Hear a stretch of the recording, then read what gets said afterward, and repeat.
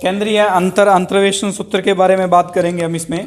केंद्रीय अंतर अंतर्वेशन सूत्र के अंदर सेंट्रल जो मान होगा, क्योंकि अभी तक जो हमने मान ज्ञात किए हैं या तो अंतिम मान जो भी है वो ज्ञात किया था कि अगर एंड में कोई भी मान अज्ञात हो तो उसको कैसे ज्ञात किया जाए।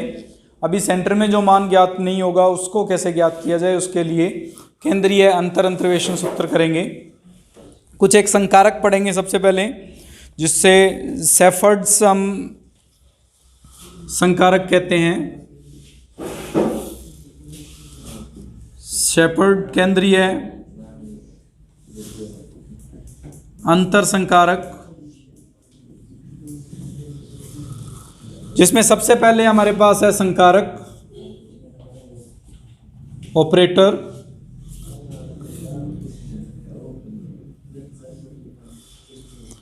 इसको हम डेल्टा से शो करते हैं और ये डेल्टा जो होगा वो e की पावर हाफ माइनस e की पावर माइनस हाफ को व्यक्त करता है हमेशा।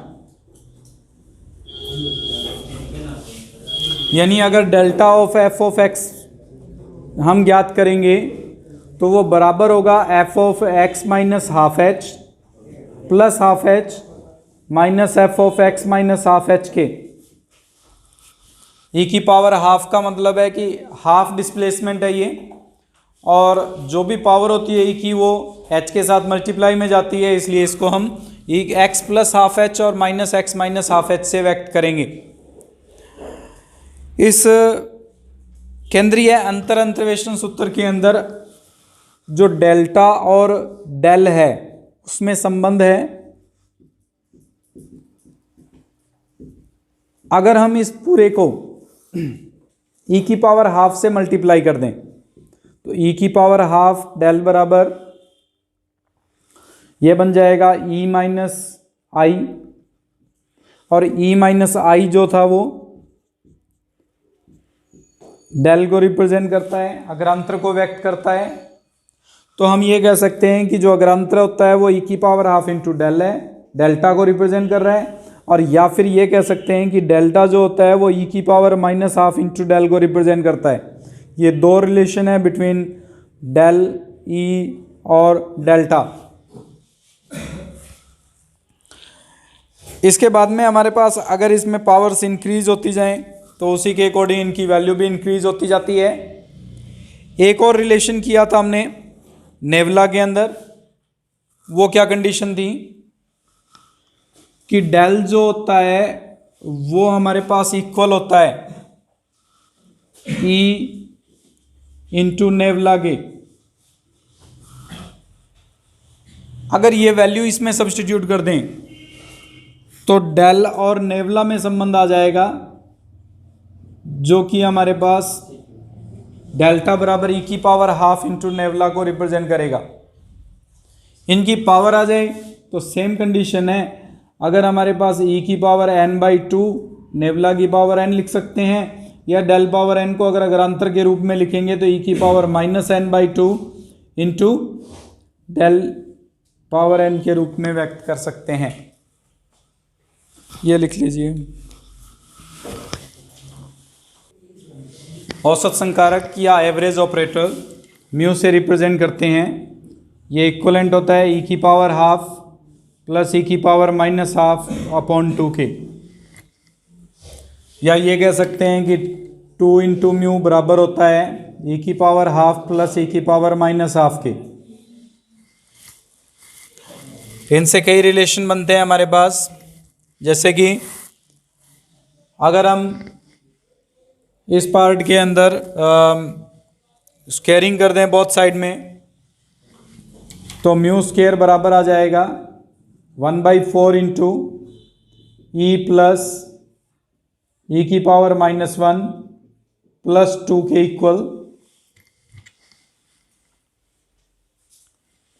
जिसको हम ई प्लस ई की पावर माइनस 1 और प्लस का इसमें हमारे पास आ रहा है 2, इसमें दो ऐड और दो सब्ट्रैक्ट कर दें, -2 +4 हो जाएगा, जो कि 1/4 इंटू ई की पावर हाफ माइनस ई की पावर माइनस हाफ का होल स्क्वायर प्लस 4 लिखा जा सकता है। अगर सॉल्व करेंगे तो म्यू स्क्वायर बराबर आ जाएगा 1/4 इंटू डेल स्क्वायर, क्योंकि ये वैल्यू जो थी अभी अभी हमने डेल्टा की स्क्वायर की है, और प्लस का अगर 1/4 का 4 में डिवाइड करेंगे तो वो आइडेंटिटी बन जाएगी आई के इक्वल, यानी म्यू स्क्वायर जो होता है वो 1/4 डेल्टा स्क्वायर प्लस आई के इक्वल होता है। आई आइडेंटिटी में हमारे पास वो पार्ट है, आइडेंटिटी ऑपरेटर है। इसी प्रकार से अगर हम म्यू की वैल्यू को लेके चलें, ई की पावर हाफ प्लस ई की पावर माइनस हाफ अपॉन 2, और इसमें हम ई की पावर हाफ जो है वो जोड़ दें और ई की पावर हाफ घटा दें, यानी ई की पावर हाफ जो है वो इस पार्ट में ऐड कर रहे हैं और ई की पावर हाफ ही हम इसमें से सबट्रैक्ट करते हैं। तो म्यू इज इक्वल टू ये 2 ई की पावर हाफ माइनस कॉमन लेने पर ई की पावर हाफ माइनस ई की पावर माइनस हाफ बना देगा, जो वापस से डेल्टा को डिफाइन करता है अपॉन में 2। अलग अलग करें इसको तो ई की power half minus delta upon 2 होगा, जिसको mu plus delta upon 2 equals to ई की पावर हाफ लिखा जा सकता है। ये म्यू डेल्टा और ई में रिलेशन है, जबकि ये म्यू और डेल्टा में रिलेशन होगा। म्यू में और नेवला जो हमारे पास और डेल्टा जो हमने किया, डेल जो किया था, उन दोनों में रिलेशन देखते हैं। अगर हम इसमें जो टर्म दी हुई है म्यू और डेल्टा, म्यू की वैल्यू हमने कैलकुलेट की थी, यानी जो हमने वैल्यू लिखी है ई की पावर हाफ प्लस ई की पावर माइनस हाफ अपॉन 2, और डेल्टा जो किया था वो ई की पावर हाफ माइनस ई की पावर माइनस हाफ था। अगर म्यू को डेल्टा से मल्टीप्लाई कर दिया जाए तो ये जो वैल्यू है वो बन जाएगी हमारे पास, इक्विवेलेंट है, ये ऑपरेटर है, इसलिए इन दोनों को मल्टीप्लाई करने पर ये बन जाएगा ई माइनस ई इनवर्स अपॉन 2, और ई माइनस ई इनवर्स में अगर हम आई सब्ट्रैक्ट कर दें और आई को ऐड कर दिया जाए तो ई माइनस आई प्लस आई माइनस ई इनवर्स अपॉन 2 बन जाएगा। म्यू इंटू डेल्टा बराबर, ये डेल को रिप्रेजेंट करता है और ये नेवला को, तो म्यू इंटू डेल्टा जो होता है वो हमेशा डेल प्लस नेवला अपॉन 2 के इक्वल होता है।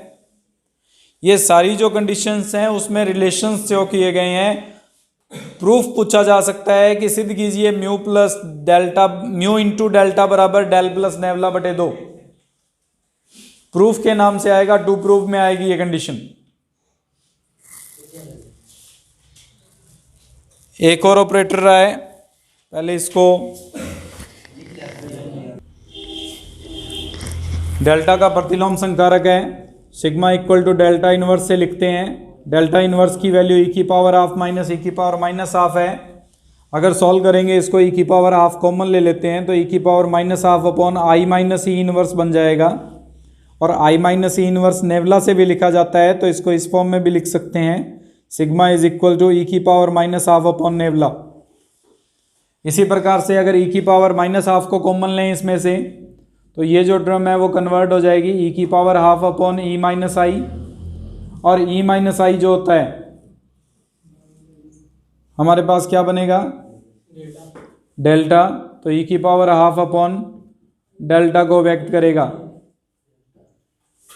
डेल को व्यक्त करेगा, डेल्टा नहीं है ये डेल है, डेल्टा और डेल में डिफरेंस आएगा, डेल्टा इसको कहेंगे हम और डेल इसको कहेंगे। ये हमारे पास प्रतिलोम संकारक है डेल्टा का। उसके बाद में केंद्रीय अंतर सारणी कैसे बनेगी, उपयोग नहीं है लेकिन कई बार केंद्रीय अंतर सारणी का नमूना पूछ लिया जाता है कि किसी केंद्रीय अंतर सारणी का नमूना व्यक्त कीजिए। तो केंद्रीय अंतर सारणी के अंदर हमारे पास कुछ इस प्रकार से मान होंगे। केंद्रीय अंतर सारणी का नमूना। इस केंद्रीय अंतर सारणी के अंदर x का जो मान दिया होगा उसमें सेंटर में जो वैल्यू दी होगी वो 0 होगी। उसके ऊपर -1, -2, -3 इस तरह से चलते रहेंगे और इससे नीचे मान जो होंगे वो 1, 2, 3 इस प्रकार से आगे मान आते रहेंगे। y जो फलन परिभाषित होगा वो y -3, y -2, y -1, y0, y1, y2, y3, y4 और इस तरह से आगे मान आते रहेंगे। जब प्रथम केंद्रीय संकारक को परिभाषित करेंगे तो ये जो प्रथम केंद्रीय संकारक है यहाँ पे जो मान आएगा वो डेल y -5/2 को व्यक्त करेगा, क्योंकि हमने डेल को लिखा था e की पावर हाफ माइनस e की पावर माइनस हाफ, और इसको जब y -5/2 से हल करेंगे तो -5/2 को जब इसके साथ ऑपरेट करवाएंगे ये बन जाएगा -5/2 प्लस 1/2। h का मान 1 है, -5/2 में प्लस 1/2 करेंगे तो y -2 बनेगा, और इसको जब हल करेंगे तो y -5/2 में -1/2 जोड़ेंगे तो -3 आएगा। आप देख सकते हो इन दोनों का अंतर आएगा, यहाँ पे बनेगी अग्रांतर सारणी के अनुसार, लेकिन इस अग्रांतर सारणी के अंदर जो मान होगा वो डेल्टा y -5/2 का मान व्यक्त करेगा। ये कुछ इसी प्रकार से जब इन दोनों का अंतर निकालेंगे तो यहाँ पे जो मान आएगा वो -3/2 का मान होगा। ये यहाँ पे अगर अंतर निकालेंगे तो इन दोनों का जो अंतर होगा वो डेल्टा y -1/2 को व्यक्त करेगा। ये मान delta y 1/2, delta y 3/2, delta y 5/2 और डेल्टा y 7/2 को व्यक्त करता है। यानी इनके मान अगर हमें ज़रूरत पड़ती है तो किस प्रकार से कौन सा मान हमारे पास व्यक्त होगा उसको इस तरह से लिखना पड़ेगा। इससे अगला अंतर जो द्वितीय अंतर निकालेंगे, द्वितीय अंतर में इन दोनों का जब अंतर निकालेंगे तो इन दोनों का अंतर निकालने के लिए हमारे पास y -5/2 और -3/2 है। इसका डेल्टा y -2 को व्यक्त करेगा,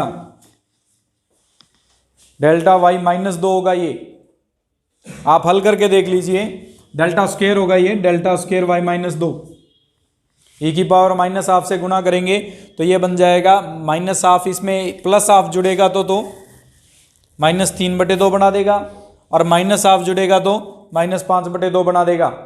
दोनों का अंतर है, इसीलिए हम इसको y -2 लिखेंगे, del square y -2, delta square -2। इन दोनों का जो अंतर होगा वो डेल्टा स्क्वायर y -1, ये डेल्टा स्क्वायर y0, ये डेल्टा स्क्वायर y1 और डेल्टा स्क्वायर y2 और डेल्टा स्क्वायर y3। ये मान प्राप्त कैसे होंगे, हमें कैसे पता चलेगा कि इसमें कौन सा मान हमारे पास इसमें वैल्यू आएगी। उसके लिए देखो इन दोनों को जोड़कर 2 से भाग दे लीजिए, ये मान आ जाएगा। अगर इन दोनों को हल कर रहे हैं तो इन दोनों का मान जोड़कर 2 से भाग दे दीजिए, ये आ जाएगा। इन दोनों को जोड़कर 2 से भाग दे दीजिए, ये आ जाएगा। ये केंद्रीय अंतर संकारक के लिए नेम के रूप में इसको व्यक्त करेगा। अगर डेल्टा स्क्वायर y -1 का मान निकालना है तो वो डेल y -3/2 और डेल y -हाफ का हमारे पास घटाव होगा, अंतर होगा इन दोनों का। कुछ इसी प्रकार से अगर डेल क्यूब निकालते हैं, इन दोनों को जोड़कर आधा करना है, del cube y -3/2, del cube y -1/2, del cube y 1/2, del cube y 3/2 और डेल क्यूब y 5/2। ये हमारे पास इसके मान व्यक्त करेंगे, जिनके अकॉर्डिंग हम इनकी वैल्यूज़ को लगातार डिफाइन करते जाएंगे। इसमें इसके जो ये वैल्यू है हमारे पास, ये जरूर ध्यान रखना, ये एक सीध में आना चाहिए। अब यहाँ पे हमारे लिए ये सारणी जो है वो उसका जो स्टेप है वो मोस्ट इम्पॉर्टेंट रहेगा, क्योंकि सेंटर के अकॉर्डिंग हमारे पास वैल्यूज कंसीडर करनी है, और सेंटर के अकॉर्डिंग जब भी वैल्यू को कंसीडर करेंगे तो ये एक सीध में पता चलना चाहिए, ये वैल्यू जो है वो सेंटर वैल्यू आएगी, तो इसके ऊपर कौन सी वैल्यू है और इससे नीचे कौन सी वैल्यू है वो कंफर्म होनी चाहिए हमें हर एक स्टेप में। अगर यहाँ पे गड़बड़ कर दी तो उसके बाद में वैल्यू पुट करते हुए फार्मूला लगाते हुए उसमें मिस्टेक हो जाएगी।